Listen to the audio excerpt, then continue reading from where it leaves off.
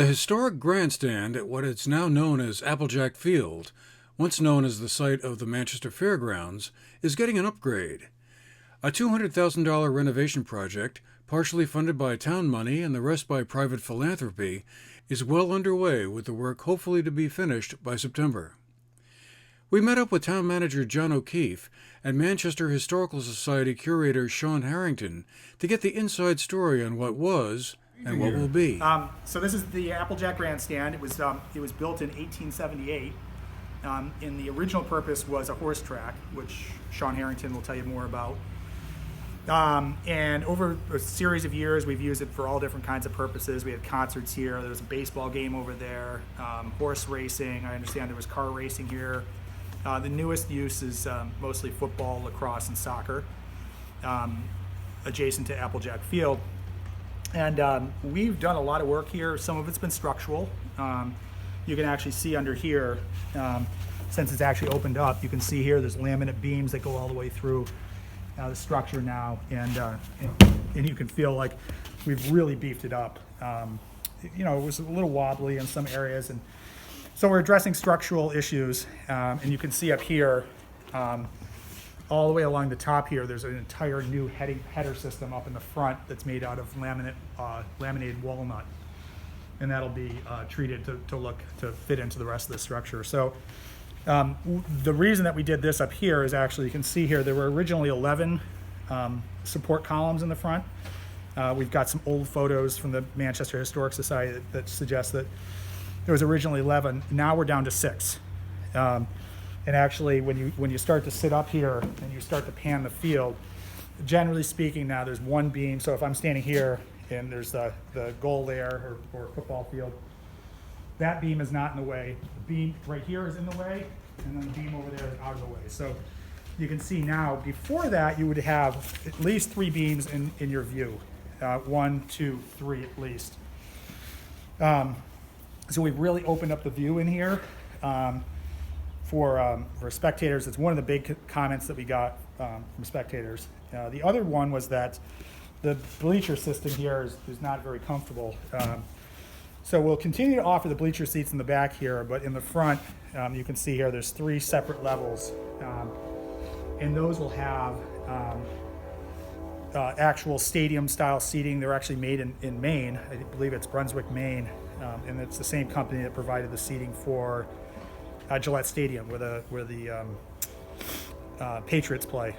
So there'll be 136 flip-down seats here in 3 rows, and you can see there's 5 sections: 1, 2, 3, 4, 5. The far section will have a handicap lift, and we'll have 4 dedicated handicap spaces. In the past, folks that have come here, for example, in wheelchairs, have had a very difficult time seeing the field because they can't get field side because it's grass, and when they sit further back on the paved apron, there's people standing in front of them. So now they'll be able to get up here and actually see over the heads of everyone and actually have a really nice view of the field. So that's something we're really proud of, that we're making this facility adaptable for people with disabilities much better than before. We're sprucing it up. We're getting ready. Obviously, this fall is going to be slower for us than most falls. A lot of the college teams that play here, for example, have had their seasons canceled, but we're really looking long term, and for example, we'll have a professional soccer team play here next year. So the overall changes here, really make this just a phenomenal facility among small historic stadiums. This will be one of a kind on the East Coast. All the way up and down the East Coast from Maine to Florida will be a really unique facility. About 25% of it is being paid for by the town. The rest is from a grant that we received. A state grant? No, actually a not-for-profit grant. The Right Track Foundation gave us a grant to do this work. So that's a really generous piece. Right now, the cost may be a little bit more. We're trying to get everything done right and get this project off the list. But right now, we've slated $40,000 of town money from the bond vote to do this work. We're looking at about $200,000 worth of work here.